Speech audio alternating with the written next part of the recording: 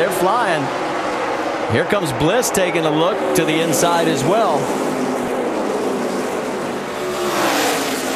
Boy, I'll tell you what, though, Joey Logano, he is good. 3 wide there as you see Sorensen trying to fight his way back after the damage control that they did in pit road. Battle for second, the 33 of Bliss underneath Wimmer. And don't forget, Wimmer has more top 5s at this track than anybody else. He has 4 of them in the 9 prior races, and he's up there again. Well, I can tell you one thing, with 57 laps to go, these cats are running out of time. Oh, no. Eichler has now backed it into the wall. Oh, Jack Roush is not going to be happy. This is actually Colin Brown. I'm sorry, Colin Brown. No, that's Eichler. Yeah, it's a 6. We have a wrong font there, guys. There we go. There we go.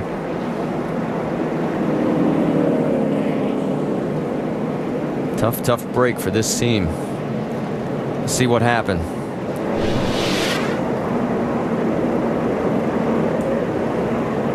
Just up out of the groove. Yeah, he just gets way too high on the track, loses the grip. And, you know, I was about to say, Andy, I haven't seen the top groove come in at all tonight like we see at a lot of these racetracks. There's just no grip up there. I'm thinking this new tire that Goodyear brought here is, you can see how it's rubbered the bottom groove in pretty well. And it just hasn't widened the groove out because it's taking rubber so well on the bottom. So there you see the damage on the 6 as he heads back towards pit road. We have 56 laps to go. It'll be the 5th DNF of the year for the 6 car entering tonight. As we go back to green flag racing, it is Joey Logano, your race leader, with Bliss right alongside. Wimmer still hanging on to 3rd, Edwards 4th, Trevor Bayne in 5th. You know what, guys, business getting ready to pick up right now. These guys are running out of time. I hate to tell you this, I'm not trying to spoil it for anybody, but when Logano has been out in front, I don't remember anybody passing him when he's had that race lead. Especially at this track. No, not here.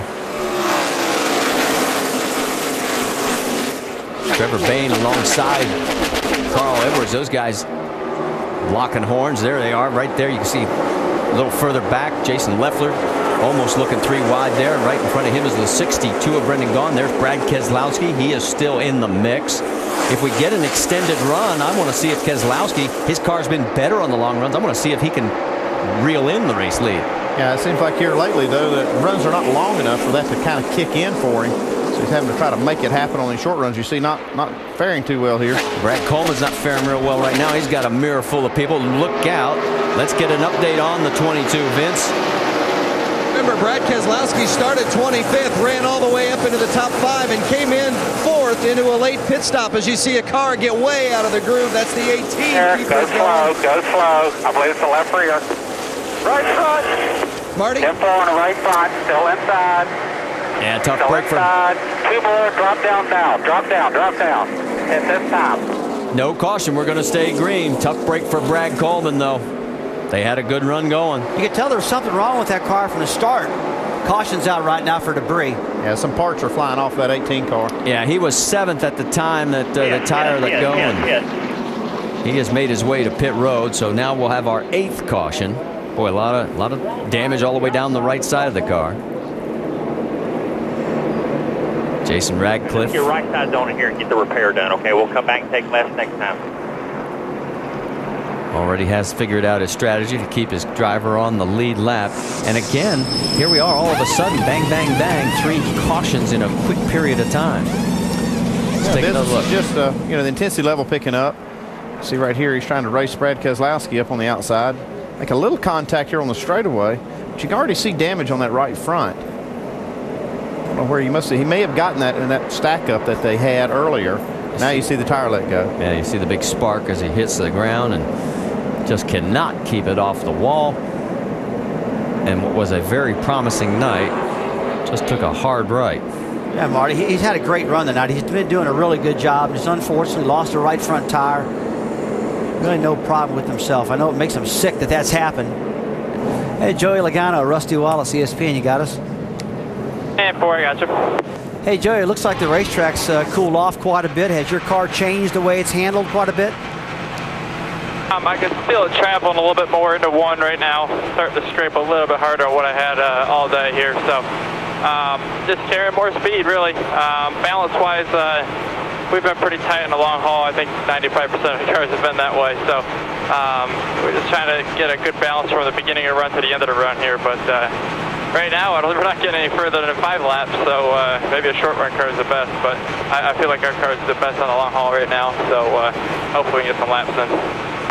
Joey, for late in the races, your team and yourself talking strategy. I mean, this weather's really coming at us pretty quickly. Might not get this race finished.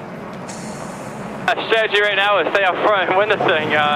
Really, we already made our pit stops, so we should be good to go from here. So if it rains and we're in the lead, good for us, I guess. But we're just going to try to get this thing a victory lane one way or another. All right, buddy, good job. Thanks for talking to us. And don't forget, he is trying to make history, becoming the first in the Nationwide Series ever to win 3 straight races at the same track from the pole position. The closest was Mark Martin years ago. He had 2 in a row, could not do it when he had the 3rd opportunity. But he's got some challengers behind him. Mike Bliss is giving that 33 a good ride tonight. Scott Wimmer's hanging on. That strategy has paid big dividends for that team.